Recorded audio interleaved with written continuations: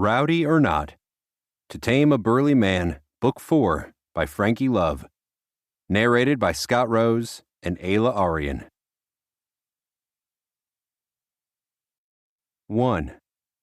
Nelson. This year's Rowdy Brothers Halloween Gamble series didn't go too well for me. Every year, me and my brothers have a little seasonal fun, culminating at the Burly County Fall Ball. The rules are simple. There are a series of bets and contests between us. Could be on the Seahawks opening game or whether the Mariners get past the first round of the playoffs. It could be a foot race across the ranch or an arm wrestling match. Hell, maybe even something dorky like playing a video game or whose fantasy football team does better. It's elimination style. 5 of us, one after the other, dropping off. All the losers have to forfeit something. When we were younger, it was giving up shares of our Halloween candy. As we got older, we started buying cases of beer. But one penalty is always the same. The person who gets eliminated first has their costume for the Burly County Fall Ball chosen by the ultimate winner. This year, I got taken out first. The Seahawks let me down again, daring me to continue to show faith in their ability to win a dang football game. I was hoping Carter or Jennings would come out on top. Usually those two are more merciful than our older brothers, since their age gave them an edge back when we were young. No such luck. Williams is the winner this year, and he decided to be the random style of comical with my costume. I'll be going to the fall ball as a taco, of all things. Why a taco? Fuck if I know. Ask Williams. It amuses him, and that's all that matters. And thus, here I am, standing in a crowd of people in a full-body taco suit. Not the kind where my head pops out and I just look like a dork. No, one that covers me up completely. The taco is vertically aligned with big googly eyes on it, and it's the actual mascot for a small Mexican chain restaurant down in California. Lord knows how Williams scored it, but anyway, no one around here knows that restaurant, so I'm here, dressed as a cartoon taco, apropos of absolutely nothing. Meanwhile, everyone else at the festival is dressed in more recognizable and traditional costumes. Witches, wizards, ghosts, zombies, and vampires clashing with more pretty vibrant things like fairies, princesses, and superheroes. God, I feel like a fucking idiot. On the plus side, no one can see who I am, so at least I won't have to answer to this shame later. I'm grateful this dumb costume has a mouth hole too, so I can enjoy the little pleasures of the fall ball. It's awkward, but I can sample the various way better than anything from the grocery store. The apple ales they have are pretty nice too, and you can't get them anywhere but here. The people who come to the festival are a nice spread of parents and kids, and a good deal of single people too. There's a fair share of young women who would normally catch my eye, dressed as seductive versions of all the usual costumes. Never thought I'd see someone dressed as a sexy zombie, complete with alluring brain leakage, but here we are. I take my time and just enjoy the atmosphere. A lot of people look at me weird, trying to understand the joke that even I don't understand. I'm slowly making my way over to where most of the young adults of Burly are spending their time, a masquerade ball in a barn near the town's corn maze. Yes, Burly maintains a yearly corn maze, publicly owned by the town. It's just the sort of weird thing that a small rural town excels at. It's during my short walk over to the barn that I spot the only other costume strange enough to match the side of the fall ball taco. A fall ball avocado. The costume has the same set of googly eyes that mine has. They're so similar it makes me wonder if there's another mascot for the same Mexican food place. I have no choice but to approach. Well then, I guess this is where the guac for my taco is. The avocado turns, and I notice the only things not covered by the costume. Shapely legs, lithe arms. Did they hire you too? The soft, feminine voice confirms it. This avocado has a lady underneath. And I can't help but be slightly attracted, despite only being able to see her limbs. Who hired me? The avocado tilts her head to the extent that she's able. Are you playing dumb? You're Tomas the Taco. The taco's name is Tomas? Yes. I thought you'd know that if you're wearing the outfit. Sorry, miss, I have no idea what you're talking about. Who's Tomas the Taco?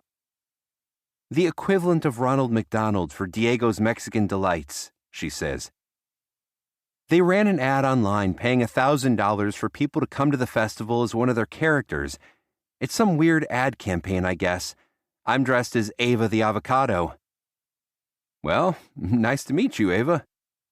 The avocado shakes her head, or at least moves the outfit in a way that suggests she's trying to do so. Please, call me Nicole. The terms of the job said nothing about me having to role-play as the fruit. Avocados are fruits? They have their seeds on the inside, so yes. Huh. I didn't know that. Well, I am not Tomas the Taco. I'm Nelson. Nelson? That's a familiar. My mama gave it to me first. I'm not complaining, though. There's something special about you, Nelson, the avocado known as Nicole says. For a Tomas the Taco to show up here and he didn't even answer the ad, that says something. I guess I should see about getting paid, huh?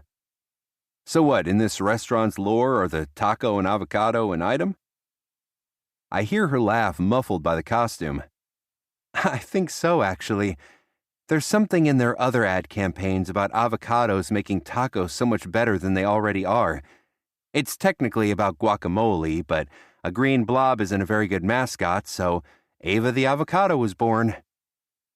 I chuckle beneath my costume. She's pretty sharp and pretty witty. I like her, even if I can't see her face. I could go for some tacos right now, honestly. Does Diego's Mexican Delights have a truck around here? Think all we got is a lot of apple-flavored stuff. Kinda short-sighted of the restaurant, isn't it? Paying mascots to show up here and not giving people a chance to try their food? I hear that delightful laugh of hers again. Run it past Diego's Mexican Delights when they come up here. They're supposed to open up in the new year. I think that's why they're trying to drum up interest with the mascots. Now, I got doubts Burly can support 2 Mexican restaurants, but if they want to dethrone Hector's, I guess they have every right to try. I just want to get paid, and I wanted to come here anyway, so, as they say, 2 birds, 1 stone. Even if you gotta walk around dressed as an out-of-season fruit? Hey, no one can see me. They can't trace this back to me. I look her up and down. Something special about her. Well, if you're going to be the guac to my taco, shall we head to the corn maze together? The avocado nods. Sounds good to me. Our hands temporarily meet before we separate again. Is she feeling the same way I am? We have no idea what one another looks like. I can make guesses based on what little I can see in her voice, but she could be old enough to be my mother and just have a great skincare routine and a youthful spirit to keep her voice young. What about you then? Why are you a taco? Lost a bet. I just wanted to come here to chill too, but my brother thought it'd be funny if my punishment for losing was dressing as a taco. Why a taco? I asked him and all he said was, why not a taco? I told him that doesn't answer anything, but he just reminded me he got to decide and I should just shut up and wear the costume. Well, guess it worked out and you found your guac. Kink. We passed the barn. The ball is in full swing, music blaring, lots of people dancing. It looks like a lot of fun. But the awkwardness of our costumes would really prevent the 2 of us from dancing. And really, I don't want to spend time with anyone else. I want to get to know Nicole a lot better, and maybe peel that avocado and see what's inside. Maze, I suggest, pointing at the entrance. I don't know. I've heard rumors of people getting lost for days in there, that people have died in there and their ghosts haunt it. That's silly. If someone died in there, they wouldn't be promoting it as family fun. And besides, it's the 21st century. You got a phone, don't you? If I can reach it in this costume. I'll help you if you need. I promise you won't get stranded forever. But maybe we'd like to get lost, my dear Nicole. For just a bit, anyway. More chuckles. I think I wouldn't mind that at all. Hand in hand.